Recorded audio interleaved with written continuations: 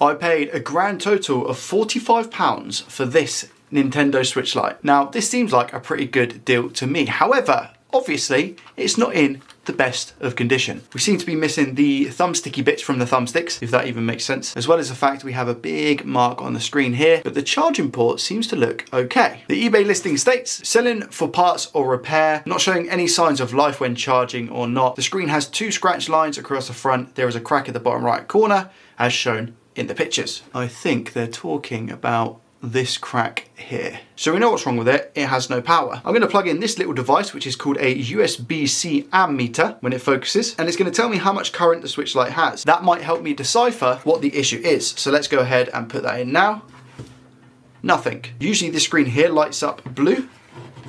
Now I'm just going to turn it around and see, and we get nothing this side either. So either side of the Nintendo Switch, we have nothing. In that case, let's start taking it apart. This right here is a little magnetic mat. It's not the most magnetic, but it does the job. Surprisingly, we have all of the Phillips screws on the console. I didn't check to see if we had a game. We don't, unfortunately. What about an SD card?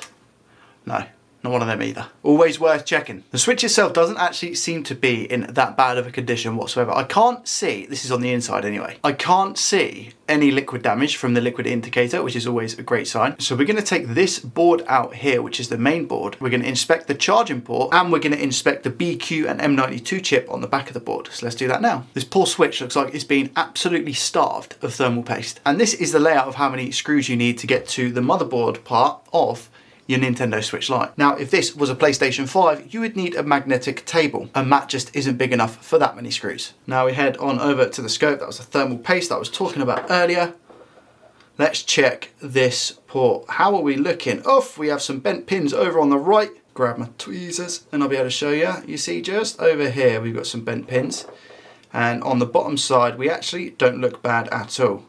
But that top side is not looking good. I think we're missing a few pins as well. They've been pushed back. This one here, pin number 4 here, and this one here, and the one next to it actually have all been pushed back right to the bottom.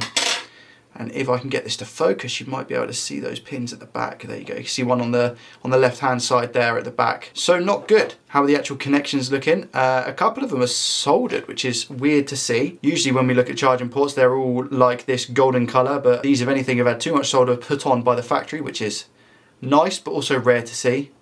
This port is probably going to have to come off. So let's get this port off first of all.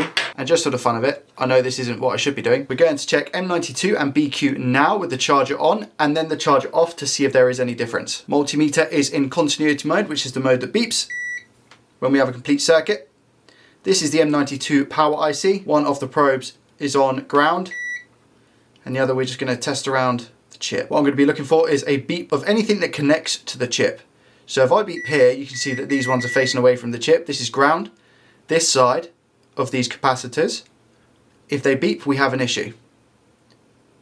I think we're all good. Let's check BQ. BQ also fine. Are we going to get away with just doing a charging port swap on this switch? Just going to check the fuse. Oh. Ah, there we go. Okay, well, sometimes they play me up. Yeah, that fuse is fine. Okay, good. Let's take off this charging port. Over to the scary bottomless scope. We're gonna go 450 degrees Celsius with an airflow speed of 99%. Teeny tiny bit of flux just to make sure that we don't pull any pads. That'll do nicely. Let's get this port off.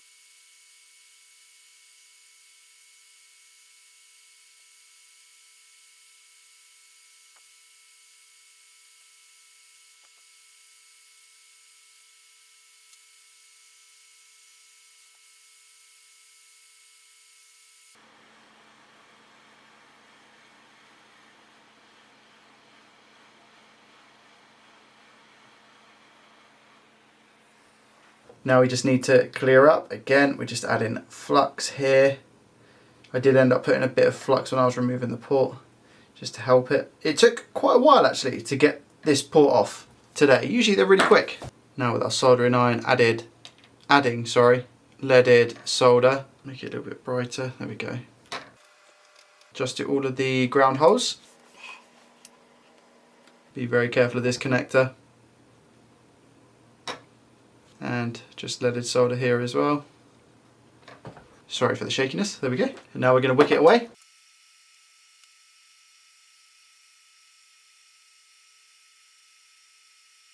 As always, there is one being stubborn, so I am just going to give this a clean and probably use my solder sucker. There we go, nice and clean except for this one. And to be fair, there's still a little bit of solder left in this one and this one. So we're about to go solder sucker ham. I think that's looking a little bit better. Makes it 10 times easier for when we put a new port on. Okay, let's get some more solder on here. I do think I should invest in a little board holder. I do have one, but it just doesn't do the job I need it to. For switches, it'd be really good to have a little one just to hold it in place. Before I do the port, I did say, didn't I, that we would check on M92 and BQ to see if any shorts have come back since removing the port. It wouldn't make sense as to why. The only reason why I would again check this is if we had shorts on the charging port, then once I remove the charging port, we would see if those shorts were still here. So there's not really much point in me testing this now, but again, everything is fine. Nothing wrong with double checking your work. Add plenty of flux. And I'm just gonna put the fume extractor back on.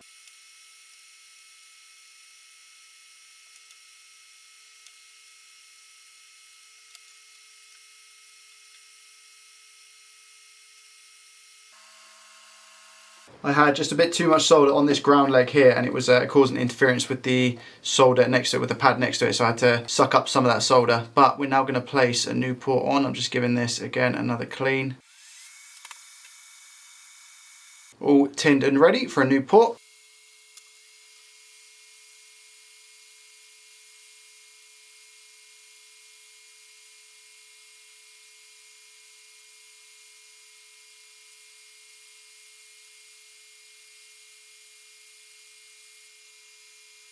Right, port looking nice and fresh. I'm a little bit shocked that the anchoring points aren't as strong as I thought they would be. You can see that they were forming, but maybe it just wasn't enough heat to push all the way through. So what I'm gonna have to do is on the back of the port, just gonna have to push the solder through here to make sure that it is definitely making this port as secure as what it can be. So let's give it a quick clean. Yes, I'm in a dressing gown. Post-editing, Joey thinks that the reason why it took so long to get the port off the board and the reason that the anchoring points didn't actually flow like they usually do is probably because we've had a little bit of a drop in temperature in the UK. Or that this board was ridiculously thick. And we'll go in for the toothbrush as well. Just making sure we get all nooks and crannies. Now we test the pins and make sure they are all solid. They look pretty good today. And I think that they are. They look okay, nice. Usually we always have one culprit, as you know. Let's just push through some of this solder on the back.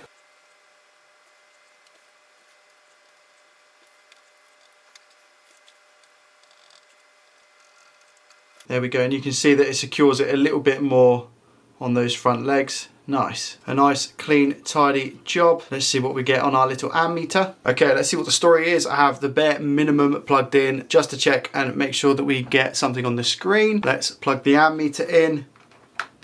Okay, good. We have a light. Yes, we have something showing. And yes, we also have something on screen. That's wicked. 0.10 amps, probably because the battery itself is ridiculously flat. I'll leave it for a couple of minutes on charge because I want to turn it on before I start swapping out thumbsticks, just in case it has parental controls on, or there might be something else that I need to fix on this switch. So before I go ahead and replace these, let's wait and see what it does. Just so you guys can see, it has bumped up to 0.46 amp draw as well because the battery is receiving more charge. It's now got a charge and there's no parental lock. So I'm going to turn this off and replace these thumbsticks.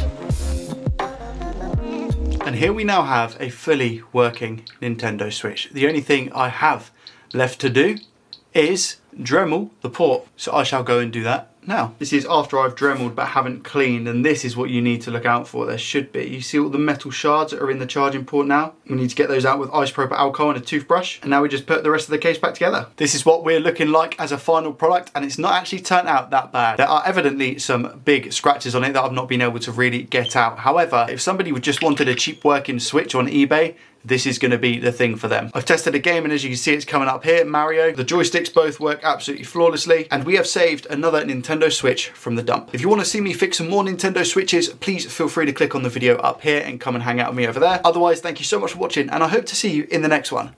Peace.